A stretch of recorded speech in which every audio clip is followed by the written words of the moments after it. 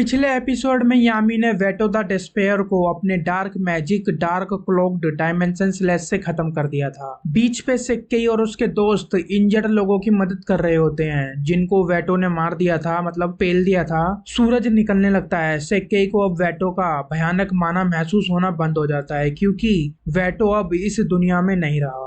आस्था उड़ते हुए उछल के अपना सर यामी में मारता है खुशी के मारे। फिर नोएल उधर आती है, आस्था को साइड करके यामी से कहती है हमको तुम्हारी मदद नहीं चाहिए थी, हालांकि तुम काफी हेल्पफुल रहे, तुम थोड़ा और पहले आ सकते थे। वेनेसा यामी से कहती है मैं तुम्हारे प्यार में फिर से पड़ गई यामी, लो ड्रिंक करो। यामी कहता है बाद में। फिनरल यामी के कंधे पर रोने लगता है, मुझे लगा था कि मैं मरने वाला हूँ, मेरी सारी जिंदगी फ्लैश हो रही थी। यामी कहता है तुम एक बार तो काम आए बैटलफील्ड में। ग्रे कहती है वो काफी अमेजिंग था कैप्टन, एंड देन एम्बेरेस्ड होके वहां से चली जाती है। चार्मी आके यामी पे लटकने लगती है। घोच कहता है यामी क्या मैं अपनी बहन मरी को देखने जा सकता हूँ, सब लोग तारीफ कर रहे थे यामी की। तो यामी कहता है तुमको इस समय मेरी तारीफ करनी चाहिए। फिर सब लोग यामी को घेर लेते हैं। आस्था कहता है तुमने एक ही हमले में उसको खत्म कर दिया, ओसम कैप्टन यामी। यामी अनोइंग होने लगता है इसलिए वो सबको भगा देता है उधर से। हट जाओ यार, क्या कर रहे हो, चलो दूर हटो। High priest eye of the midnight sun को हराने के लिए और अंडर वाटर टेम्पल को बचाने के लिए थैंक यू बोलता है ब्लैक बुल को और यामी को, और कहता है तुम जीते, बताओ मैं तुम्हारी क्या विश पूरी करूं, मांगो जो मांगना है, मेरी पावर में जो होगा मैं वो करूंगा। यामी कहता है जिसके लिए तुमने प्रोमिस्ड किया था हमको सिर्फ वही चाहिए, मैजिक स्टोन। हाई प्रीस्ट कहता है वो क्या होता है। यामी कहता है वही होता है जो तुमने इस गेम को प्रपोज करने से पहले कहा था। हाई प्रीस्ट ने कहा था कि अगर ब्लैक बुल हाई प्रीस्ट के बताए हुए गेम को जीत लेगी तो वो उनको मैजिक स्टोन दे देगा।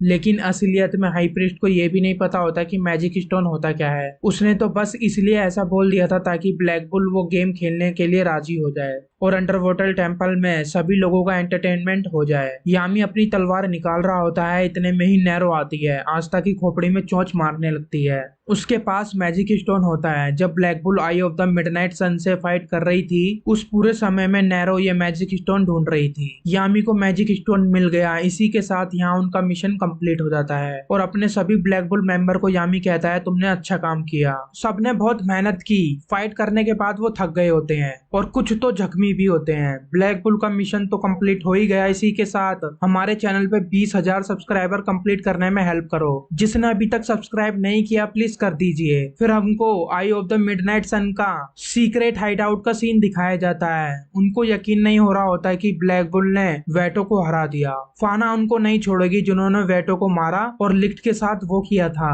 क्या किया था, ये हालत की कि वो कांच के इस कंटेनर में हील हो रहा है। वो लोग जल्द से जल्द मैजिक स्टोन को इकट्ठा करना चाहते हैं।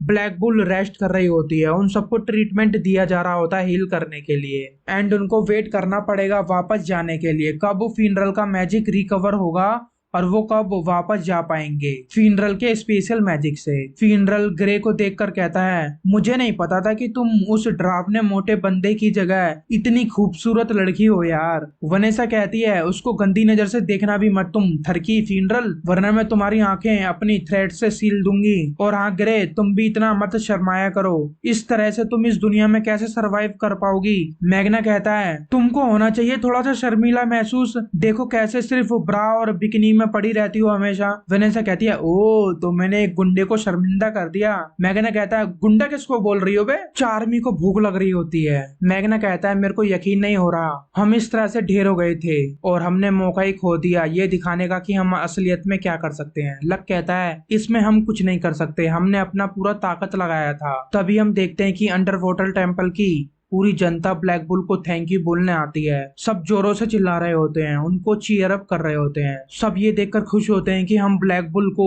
सबसे बेकार टीम कहा जाता है और ये लोग हमारी तारीफ कर रहे हैं। इससे लक और मैग्ना दोनों को ही और ताकतवर बनने के लिए मोटिवेशन मिलती है। फिनरल तो ये देख रहा होता है ओए वो देखो वो वाली लड़की कितनी मस्त है ना, और वो वाली भी। नोएल कहोनो को विजिट करती है और उससे कहती है आई एम सॉरी कहोनो, मुझे नहीं लगता कि तुम मुझे कभी माफ भी कर पाओगी या नहीं, मैं तुमको नहीं बचा पाए, मैं तुम्हारी आवाज को नहीं बचा पाई, मेरे सामने ही वेटो ने तुम्हारे गले को चोट पहुंचाई। कहोनो नोएल को अपने पास बुलाती है और उसके सर से सर मिलाकर अपने मैजिक से बोल के कहती है थैंक यू मेरे घर को बचाने के लिए, इस पूरे अंडर वाटर टेम्पल को बचाने के लिए। तुम्हारा वो मैजिक बहुत औसम था नोएल। नोएल कहती है मैं वो इसलिए इस्तेमाल कर पाई क्योंकि तुमने ट्रेनिंग में मेरी मदद की थी। कहोनो कहती है हाँ उसके लिए तुम मेरे को थैंक यू बोल सकती हो। वो नोएल से कहती है मैंने अभी हार नहीं मानी, उम्मीद नहीं छोड़ी, मैं जल्दी ठीक हो जाऊंगी और मैं फिर से सिंगिंग एंड डांसिंग करूंगी और एक आइडल जरूर बनूंगी, तुम मेरे को देखने जरूर आना। नोएल उससे प्रॉमिस करके वहां से चली जाती है कि मैं तुमको देखने जरूर आऊंगी। कहोनो क्योटो को कहती है तुम जग रहे थे, मेरे को लगा था तुम सो रहे थे। क्योटो कहता है ये लड़की नोएल कितनी सुंदर लग रही थी रोते हुए, और हंसते हुए तो और भी ज्यादा खूबसूरत लग रही थी। वह समुद्र की देवी होगी जिसके बारे में लोग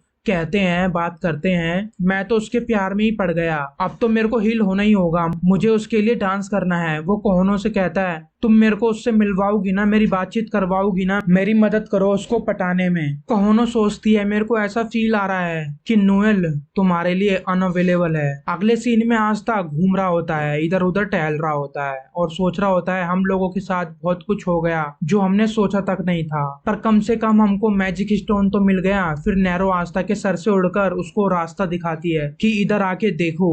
आस्था उधर जाके देखता है कि वेटो मरा पड़ा है, उसके ऊपर सफेद कपड़ा डला हुआ है। यामी उसके लिए प्रे कर रहा होता है। हमारे यहाँ धूप बत्ती लगाते हैं पर यामी ने सिगरेट जलाकर रख रखी होती है। यामी आस्था से पूछता है तुम इधर क्या कर रहे हो। वो बताता है कि कल हम यहाँ से चले जाएंगे तो मैं थोड़ा सा इधर उधर घूम रहा था, एक्सप्लोर कर रहा था इस जगह को। यामी कहता है तो तुमको कुछ अच्छा मिला। आस्था उसको सी शेल के बारे में बताता है जिसके बारे में सुन के यामी कहता है बेकार। फिर आस्था कुछ फ्लावर्स लाता है, कुछ फूल लाता है कि ये अच्छे लगे मेरे को। आस्था वेटो के पास रख के प्रे करता है वेटो के लिए और कहता है मैं इन लोगों को माफ तो नहीं कर सकता जो इन्होंने किया, पर शायद इनके साथ भी कुछ हुआ होगा जिसको ये लोग माफ नहीं कर सकते, तभी तो ये लोग इंसानों से इतनी नफरत करते हैं। और आखिरी में मेरे को ये लगता है कि सबसे ज्यादा डिस्पेयर तो वही था, वेटो ही था। यामी कहता है मेरे को एक जवाब का सवाल दो किड, तुम एक इडियट हो ना। आस्था कहता हाँ मैं एक इडियट हूँ। यामी कहता है एक इडियट को इतनी गहराई में सोचने की जरूरत नहीं है, तुम सिर्फ अपने सपनों को पूरा करने पे ध्यान दो। और वो आस्था का हेडबैंड नीचे करके चले जाता है। आस्था कहता है हे सर मेरा हेडबैंड तो ऊपर करो, मेरे दोनों हाथ टूटे हुए हैं, मैं इसको अपने आप ऊपर कैसे करूंगा, मेरे को कुछ भी नहीं दिखाई दे रहा। यामी तुम मेरे को अकेले छोड़ के कहाँ जा रहे हो। उसके बाद आस्था अकेले में सोच रहा होता है कि अभी के लिए मेरे को सिर्फ अपने सपनों को पूरा करने पर ध्यान देना चाहिए।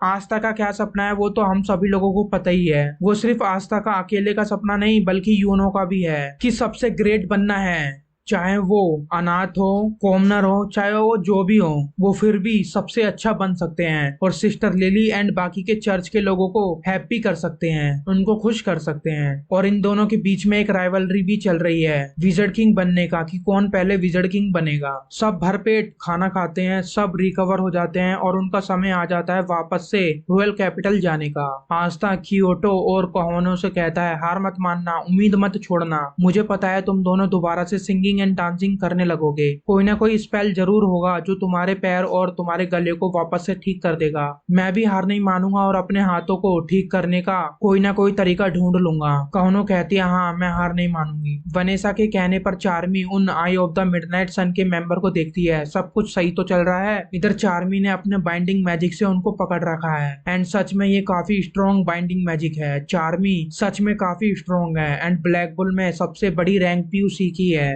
क्योटो नोएल को आंख मारता है। नोएल अपने आसपास देखती है ये किसको आंख मार रहा है। फिर सब वापस जाने लगते हैं। फिर एंड में कहोनो गाना गाने लगती है पर वो पहले की तरह प्रॉपर गाना नहीं गा पा रही होती क्योंकि उसके गले में चोट लगी होती है। आवाज काफी धीरे होती है और टूटी टूटी सी आवाज लग रही होती है, टूटी हुई। पर आस्था एंड नोएल उसकी आवाज को सुन लेते हैं एंड देन क्योटो भी उसके साथ गाने लगता है और बाकी पूरी जनता पार्टी भी उसके साथ गाने लगते हैं। ये सीन मेरे को पर्सनली काफी हिट हुआ जिस तरह से कहोनो गाना गाती है। आज का एपिसोड यहीं समाप्त होता है। जब मैं ये वीडियो बना रहा हूँ आज से 2 दिन बचे हैं ब्लैक क्लोवर की मूवी आने में और खुशी की बात ये है कि ये मूवी हिंदी में भी डब हो रही है। तो जब आप ये वीडियो देख रहे होंगे तो ऑब्वियसली ब्लैक क्लोवर का मूवी आ चुका होगा और शायद अभी तक तो मेरा रिव्यू भी आ चुका होगा और मैंने इस मूवी को एक्सप्लेन भी कर दिया होगा। और अगर अभी तक किसी ने इस मूवी को नहीं देखा है तो आप मेरे टेलीग्राम ग्रुप को ज्वाइन कर सकते, लिंक डिस्क्रिप्शन में है। मैंने अपने ग्रुप में इस मूवी को हिंदी डब्ड, इंग्लिश सब एंड